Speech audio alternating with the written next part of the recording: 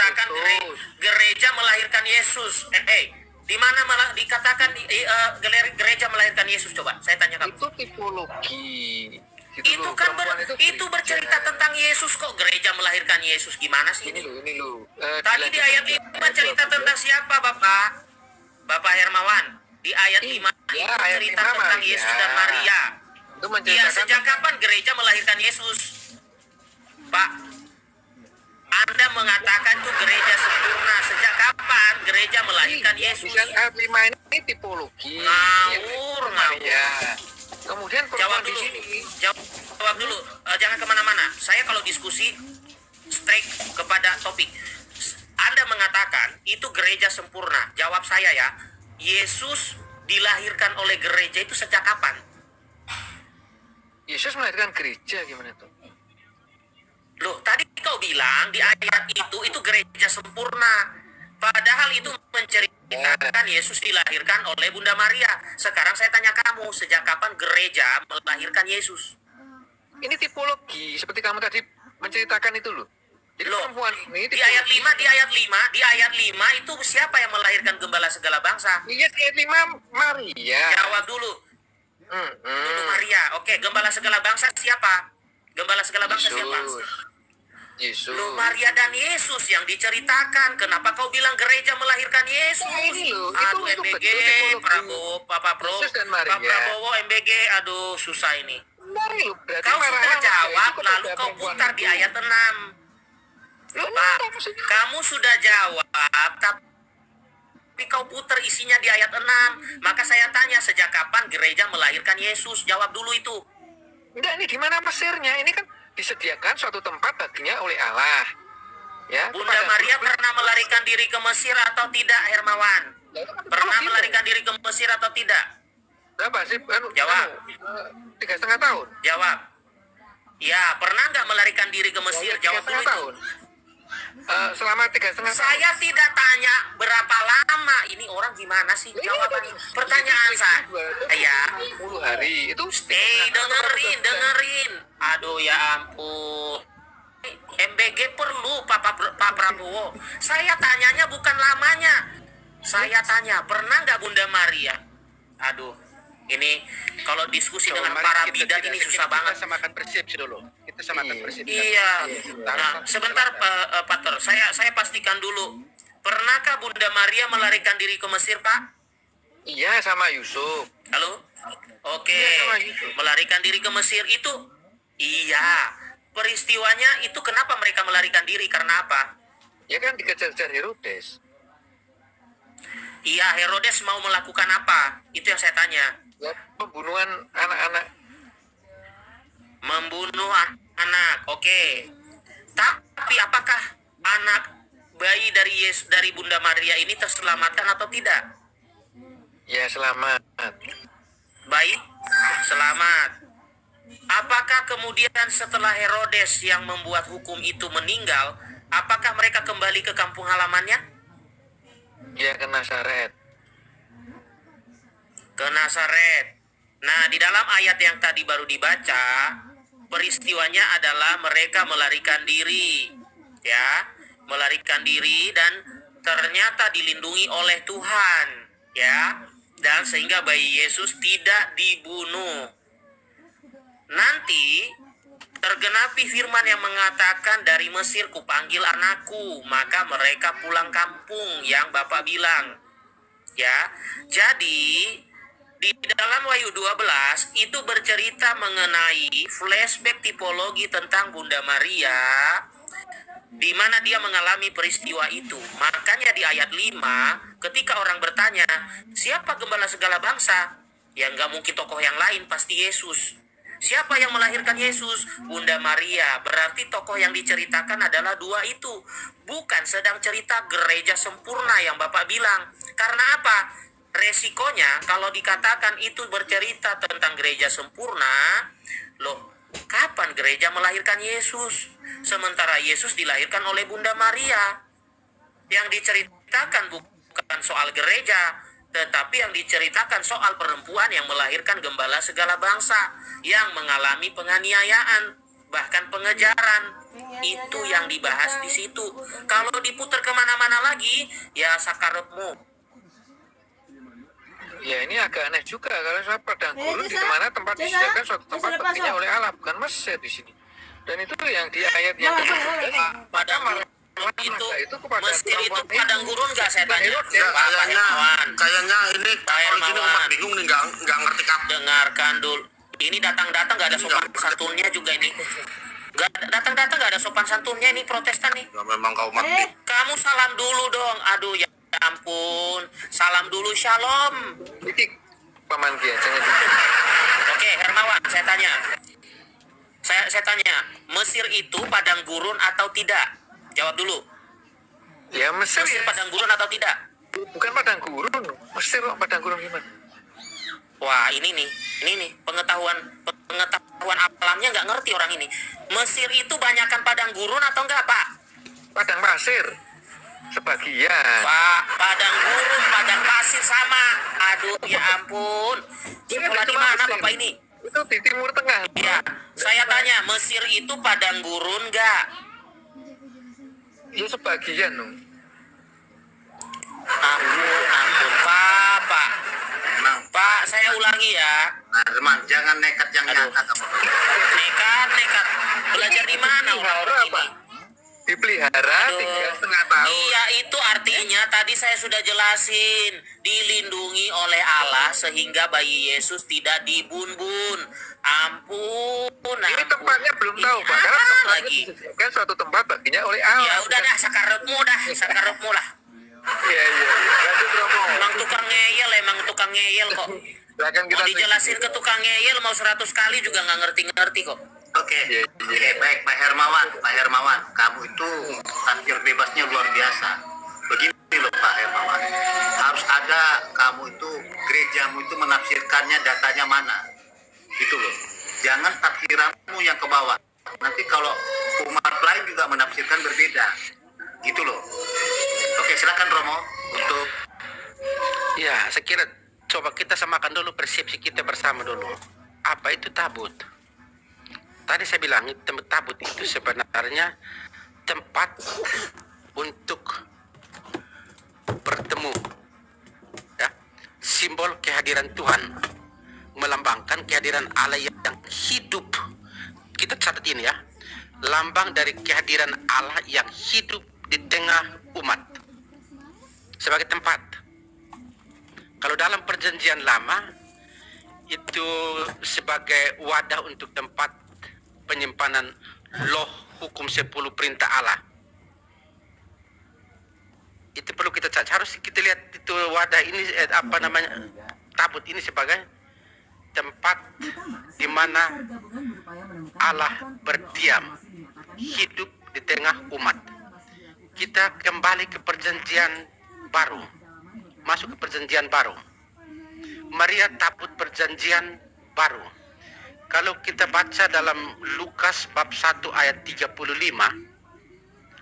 Roh Kudus akan turun atasmu dan kuasa Allah yang maha tinggi akan menaungi engkau.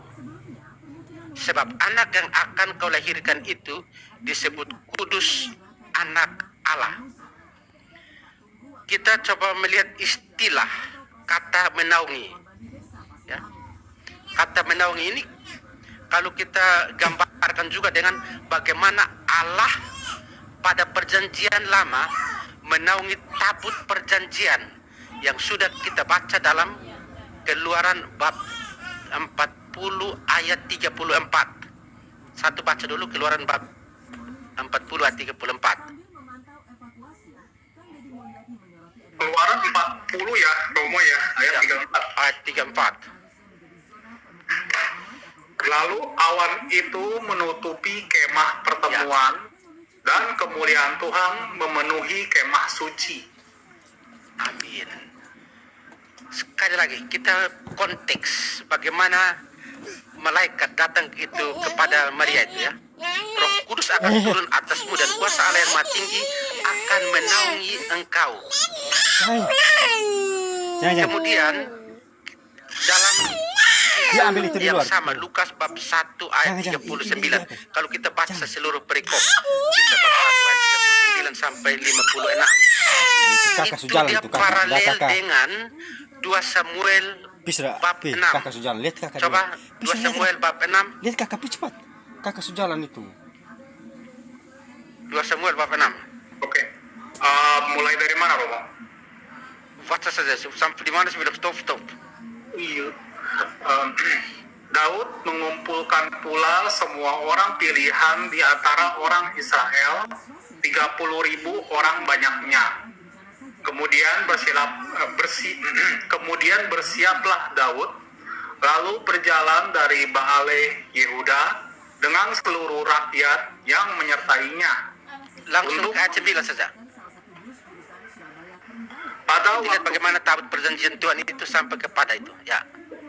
Pada waktu itu, Daud menjadi takut kepada Tuhan, lalu katanya, bagaimana tabut Tuhan itu dapat sampai kepadaku? Ya, itu sejajar dengan Lukas bab 1 ayat 43. Lukas 1 ayat 43. Siapakah aku ini sampai ibu Tuhanku datang mengunjungi aku? Ya. Jadi kita coba samakan persepsi dulu ya. Karena saya lihat tadi kalau kita lihat penjelasan tadi tabut perjanjian, kita lari ke Yesus, kita lari-lari tempat atau wadah di mana Allah berdiam. Dan kuasa Allah yang maha tinggi akan menaungi engkau, hai Maria. Seperti tadi dalam itu keluaran tadi, bagaimana awan menaungi. Itu naungan Roh Kudus ya. Dalam Lukas bab 1 ayat 35. Kemudian 2 Samuel bab 6 ayat 9. Bagaimana tabut Tuhan itu dapat sampai kepadaku. Itu sejajar dengan Lukas bab 1 ayat 43. Elizabeth, siapakah aku ini sampai ibu Tuhanku Maria, ibu Tuhanku itu Maria datang mengunjungi aku. Dan kalau kita baca itu teks selanjutnya itu enak ya. Yohanes Pembaptis melonjak dalam rahim. Itu sejajar dengan Daud yang menari-nari di hadapan tabut dalam 2 Samuel bab berapa ini ya? 2 Samuel bab 6 ayat 14. Coba baca sebelum saya lanjut. 2 Samuel bab 6 ayat 14. Ya.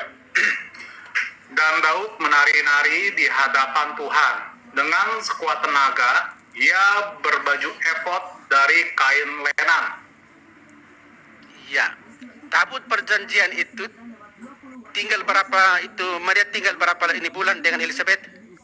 Dengan Maria tinggal berapa bulan di rumah ini Elizabeth? 3 bulan. Itu kita baca dalam Lukas bab 1 ayat 56. Maria tinggal 3 bulan di rumah Elizabeth. Sama seperti tabut 3 bulan di Obed Edom dalam perjanjian lama. 2 Samuel bab ini mesti ingat-ingat ya. Bab 6 ayat 11. Coba 2 Samuel bab 6 ayat 11. Siap. Sorry. 3 bulan lamanya tabut Tuhan itu tinggal di rumah Obed Edom, orang Gad itu. Dan Tuhan memberkati Obed Edom dan seisi rumahnya. Amin.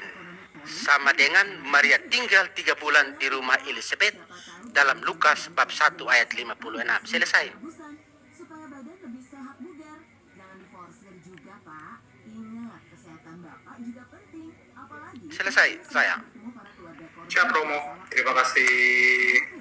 Mereka pasti butuh support dari Pak Menteri juga. Ya, silakan Pak Herman. Itu ayat-ayat sudah mendukung itu semua. Pak Manpin dulu, Monggo Pak Manpin, ini juga teman saya. Monggo Pak Manpin. Kalau saya memang belum sepakat dengan Romo, monggo Pak Manpin. Karena itu kan nubuatan tentang akhir zaman, bukan Maria. Maria kan sudah. Monggo Pak Manpin. Ya, halo. Ya, Ya, selamat malam semuanya. Salam sejahtera. Saya mau menanggapi tema hina Maria sama dengan hina Yesus. Saya mau tanya, apakah kami orang Protestan hanya karena tidak setuju dengan dogma Mariologi dari Katolik yang diresmikan tahun 1950-an itu dianggap hina Maria? Berarti Katolik ini seakan-akan Tuhan loh. Kalau orang nggak setuju dengan dogma dia anggap, oh itu hina Bunda Maria. Janganlah seperti Oke, itu. baik Vincent. Oke, baik Vincent. Ya, salve berkah dalam. Ya. Ini lampu pembagian ini. Oke. Romo dulu, mau duluan silakan Romo. Oh, ini Romo lagi. Elang itu, elang pembagian itu. Oke, baik. Vincent, begini ya Vincent ya. Kenapa kami mengatakan hina Maria, hina sama dengan hina Yesus? Maria itu kudus di dalam Alkitab. Tapi kalian katakan itu Maria berdosa. Itu loh. Kalian juga mengakui, sabar. Kalian mengakui kedagingan Yesus itu diambil dari kedagingan Maria yang berdosa. Nah, kalau kedagingan Maria berdosa, artinya Yesus juga berdosa dong. Makanya kalau kalian menghina Maria, kenanya sama Yesus. Yesus berdosa. Itu sangat nyambung ayatnya. Makanya jangan coba-coba menghina Maria, kenanya ke Yesus. Karena kedagingan Yesus tadi diambil dari mana? Dari Maria. Kalau kalian mengatakan Maria berdosa, kedagingan Yesus juga berdosa dong. Silakan Vincent. Baik, saya tanggapi dua poin. Pertama, kami dianggap menghina Bunda Maria karena tidak mengikuti dua dogma Katolik. Yang pertama dogma Kamu Katolik. bantah aja, jangan. Itu Saya dogmanya bantah, bukan saya pada mau saat bantah. itu. Dengar. Saya mau bantah yang Nah, dinarasikan. pakai ayat. Silakan. Pertama, Maria tidak berdosa. Yang kedua, masalah Yesus diciptakan dari sel telur Bunda Maria. Coba tunjukkan ayat Alkitab bahwa Maria tidak berdosa dan Yesus itu diciptakan dari sel telur Bunda Maria. Tunjukkan dulu ayatnya. Oke, baik. Ayat Alkitab. Oke, baik. Saya akan tunjukkan ayatnya. Saya besarkan dulu saya ya. Maria tidak berdosa ya. Oke, iya, betul. Iya, nanti kamu lihat itu. Bentar, Yesus diciptakan dari sel telur Bunda Maria. Tunjukkan ayatnya. baik. Bentar. Kamu sabar ya. Nanti saya tanya kamu di situ. Oke. Anda pikir Anda saja yang bisa bertanya? Iya, sama-sama bertanya. Kita sabar dulu, kawan. Mana nih? Kok saya nih nggak bisa besar ya? Bentar. Oke, baik. Saya akan on cam. Oke. Bahwa kamu percaya nggak bahwa Maria dinubuatkan dalam perjanjian lama? Bukan ayat Alkitab Maria tidak Iya. berdosa dan Yesus Iya. diciptakan Saya bertanya dari dulu. telur Bunda Maria. Maria sudah dinubuatkan dalam perjanjian lama atau tidak? Biar kalau kau nggak mau tahu, biar saya kasih Jawab ayatnya. dulu dua pertanyaan saya itu. Jangan tanya balik. Jawab. Oke, baik. Nanti nubuatan bahwa seorang perempuan akan melahirkan anak laki-laki, yaitu Yesaya 7 ayat 14, ya. Dan dia disebut Immanuel. Oke. Jadi Maria ini kita bawa dulu Yesaya. Oke. Yesaya 7 ayat 14. Oke, baik. Ini adalah nubuatan tentang kelahiran Yesus. Baik. Sebab itu Tuhan sendirilah yang akan memberikan kepadamu suatu pertanda.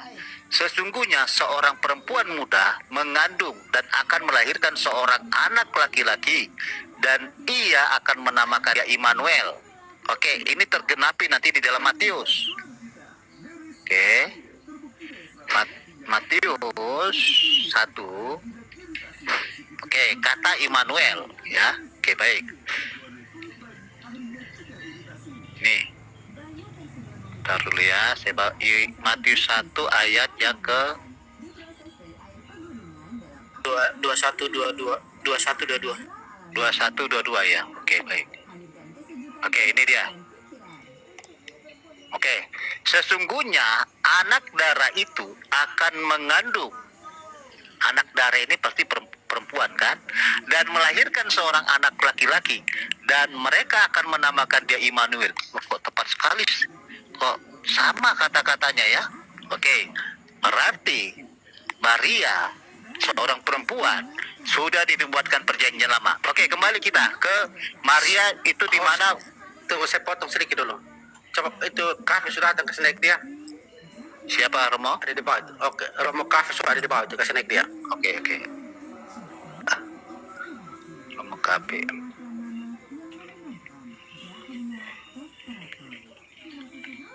Sudah Romo.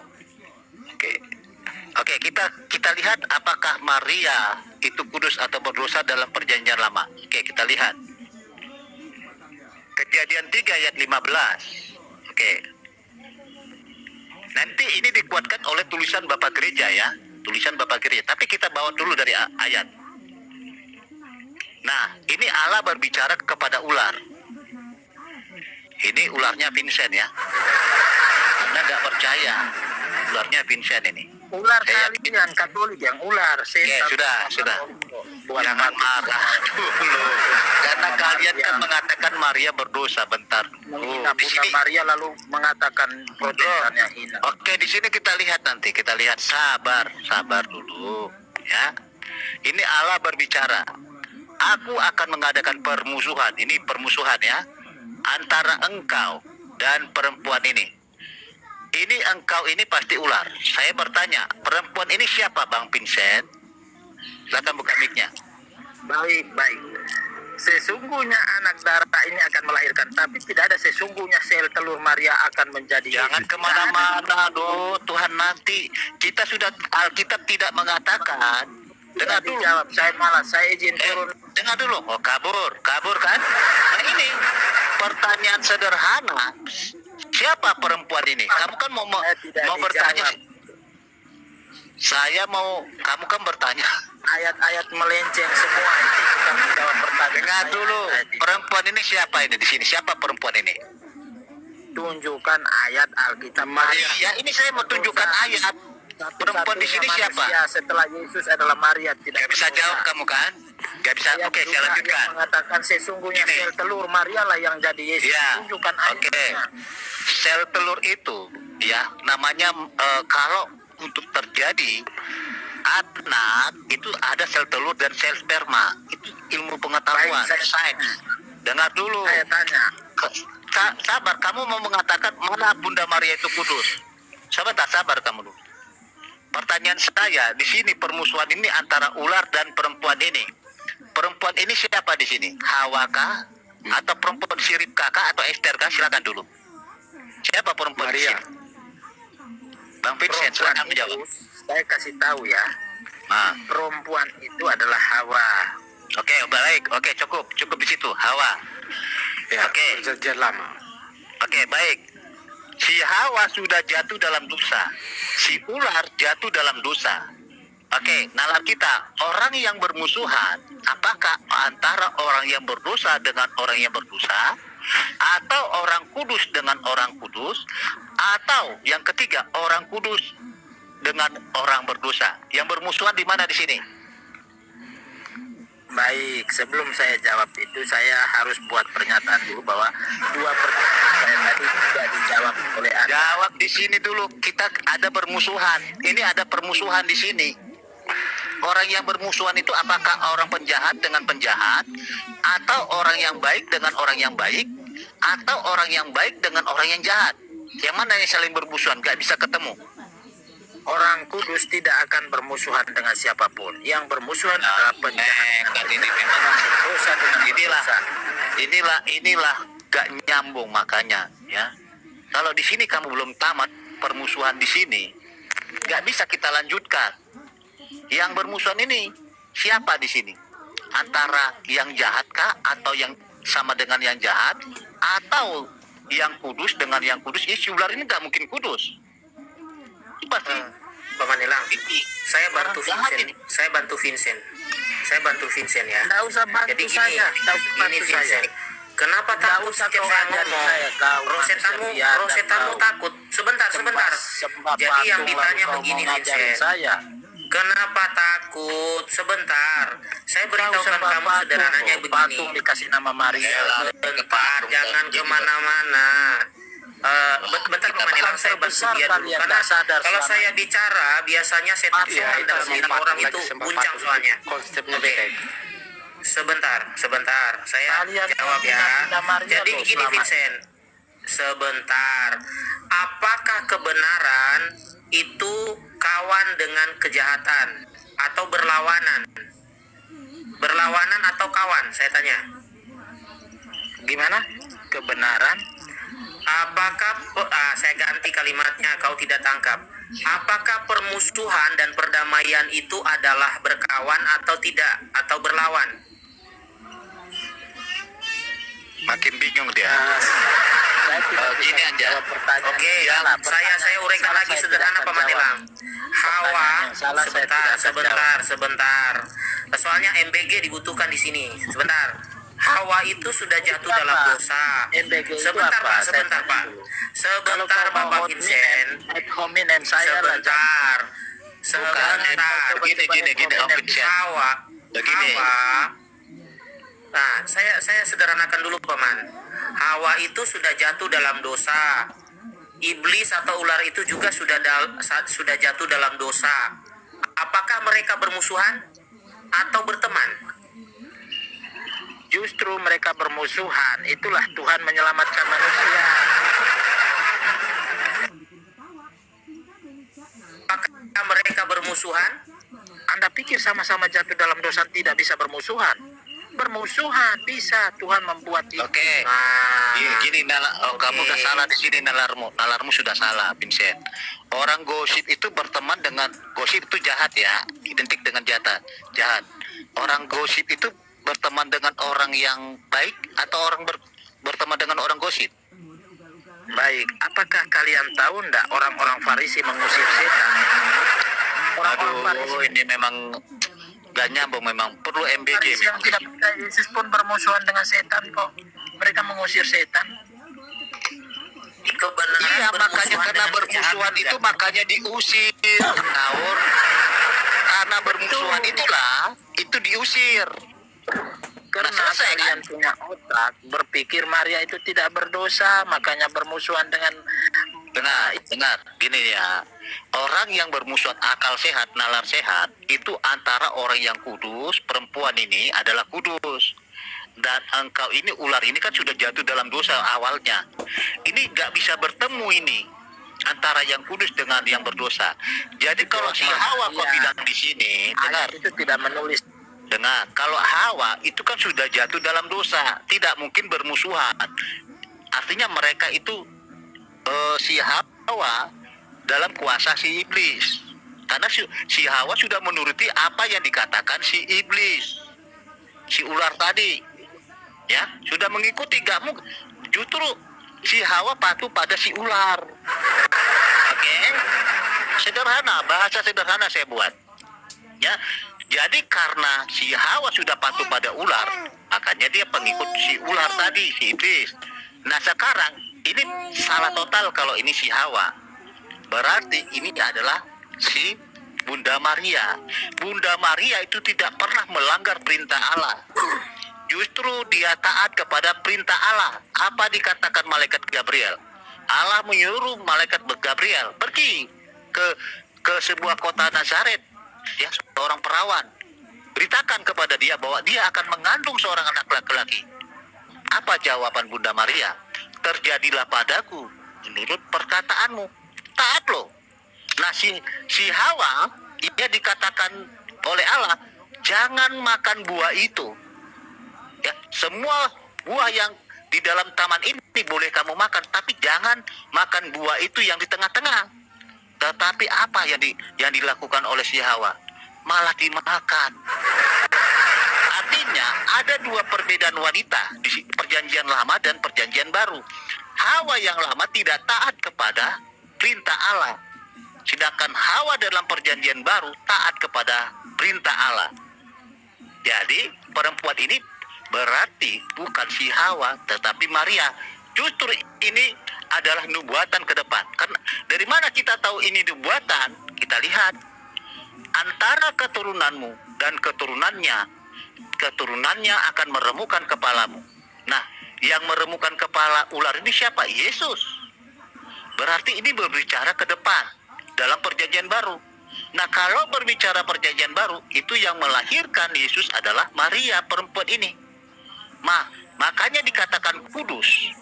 Orang yang bermusuhan tadi adalah yang kudus. Oke, berarti Allah telah mempersiapkan seorang wanita, ya, yang perawan itu harus kudus terlebih dahulu. Karena dosa asal itu kita bawa dalam kandungan. Oke, kita lihat Mazmur 51. Dosa asal atau dosa waris kita warisi dalam kandungan. Nah, kita lihat Mazmur. Ya. Mazmur 51 ayat Lu keluar terus 6 sama dan belajar 7. ya? Kita lihat bahwa kita sudah mewarisi dosa asal sejak dalam kandungan. Sesungguhnya dalam kesalahan aku diperanakan, dalam dosa aku dikandung ibuku. Jadi Maria ini kan sudah dibuatkan kudus, perempuan ini. Berarti Maria harus kudus dalam kandungannya, terbebas dari dosa asal. Kenapa dia harus terbebas dari dosa asal? Karena dia akan mengandung Tuhan, firman Allah. Akan mengandung firman Allah. Ya. Firman Allah akan inkarnasi menjadi manusia. Manusianya dari mana? Dari Yesus. Kita lihat dari Yesus. Dari Maria. Kita lihat kedagingan Yesus diambil dari Maria. Roma 1 ayat 3. Oke. Nah, lihat ini. Tentang anaknya yang menurut daging. Ini kedagingan Yesus diambil dari mana? Diperanakan dari keturunan Daud. Dilahirkan oleh Maria. Jelas sekali. Jadi kalau kedagingan Maria berdosa, artinya Yesus juga berdosa karena diambil dari Maria. Jadi Maria ini harus terlebih dahulu kudus. Karena sudah dibuatkan dalam Kejadian 3 ayat 15. Jadi ketika Bunda Maria mengandung Yesus, ya, dia pasti kudus karena Maria terlebih dahulu sudah dikuduskan, terbebas dari dosa asal. Begitu Bang Vincent. Oke, silakan. Ya. Nggak apa-apa kalau saya Lanjut sih. Lukas 1 ayat Yes. 28. Sebentar, saya lanjutkan dulu supaya langsung to the point-nya. Lukas 1 ayat 28 paman dalam bahasa Yunani, coba kita lihat. Untuk menunjukkan semua nubuat-nubuat tadi itu tergenapi dan benar-benar terjadi pada Lukas 1 ayat 28 dalam bahasa Yunani. Coba kita lihat apa yang dikatakan di situ. Oke. Baik. Di situ ya Bunda Maria dikatakan favored with grace, the Lord with grace, atau di dalam bahasa lainnya adalah full of grace. Kekaritomene. Paman, tolong dibuka kekaritomene-nya, apa artinya? Full of grace di masa yang kapan? Nah, dikatakan apa di situ? Definitionnya apa? To make grace full, endow with grace. Ya, lalu dikatakan ini artinya dia telah memperoleh sebelumnya rahmat atau full of grace. Ya, di situ he has freely given, ya, kepenuhan rahmat, full of grace. Di dalam ajaran Protestan dikatakan bahwa sola gratia, ya, sola gratia katanya, keselamatan hanya karena rahmat. Bunda Maria telah diselamatkan oleh rahmat Allah pada saat dia konsepsi dalam rahim ibunya. Dibuktikan dengan apa? Kitab Kejadian yang tadi dibaca, kemudian kitab Yesaya yang dibaca, kemudian kitab-kitab lain yang menubuatkan tentang kedatangan Yesus, Sang Mesias. Dan ingat, ya, morfologi di situ kita tahu bahwa yang digunakan adalah gramatikal kategorisnya pertama, perfect participle, ya. Artinya apa? sejak awal sampai selamanya. Artinya apa? Sejak awal Bunda Maria dikuduskan oleh Allah, karena dia akan melahirkan Yesus yang adalah kudus. Jika tidak, maka rancangan Allah itu cacat. Dan kita tahu rancangan Allah di atas rancangan manusia. Sehingga dikatakan dalam Yesaya, rancanganku bukan rancanganmu. Artinya apa? Rancangan Allah mempersiapkan Bunda Maria melahirkan Yesus demi keselamatan manusia, bukan rancangan odong-odong, bukan rancangan yang cacat, tapi rancangan yang sempurna. Silakan Pak Manelang. Ya, oke, baik. Sedikit Baik, silakan Romo, silakan Romo. Bentar dulu, bentar dulu. Keduanya, saya rangkum sesuai dengan kata-kata saya.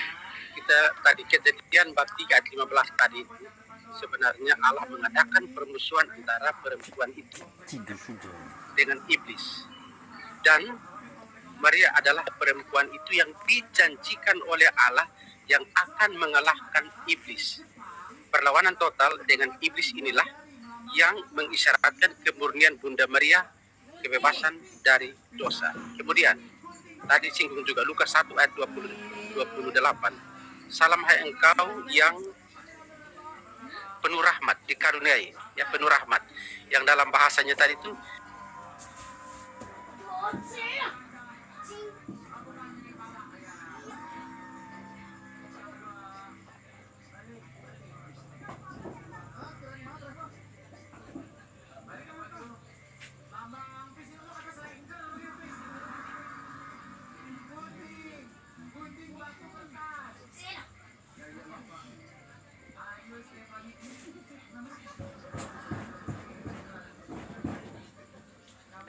Allah terlebih lagi menghendaki kemurnian Bunda Maria, sang tabut perjanjian baru yang mengandung sang sabda yang menjadi manusia. Itu kita baca dalam Injil Yohanes bab 1 dan seterusnya. Kalau tidak salah, bab 1 ayat 14. Sang roti hidup, Yohanes bab 6 ayat 35. Sang imam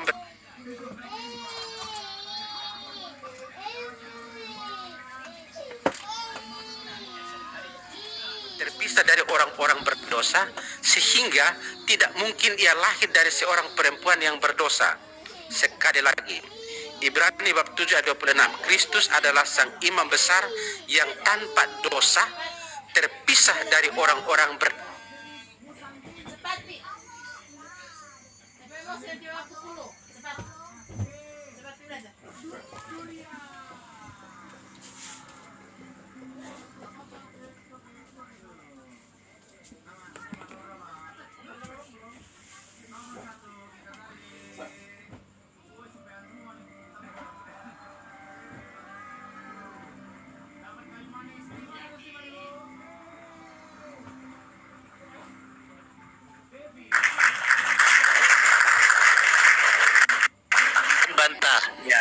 Bantah. Apa arti kekaritomene? Sebentar, kamu paham gak arti kekaritomene? Ya, baik, sebelum saya jawab, gini, saya mau kasih tahu ya. Kalau saya ini menghormati dan menghargai dogma Mariologi dalam Katolik,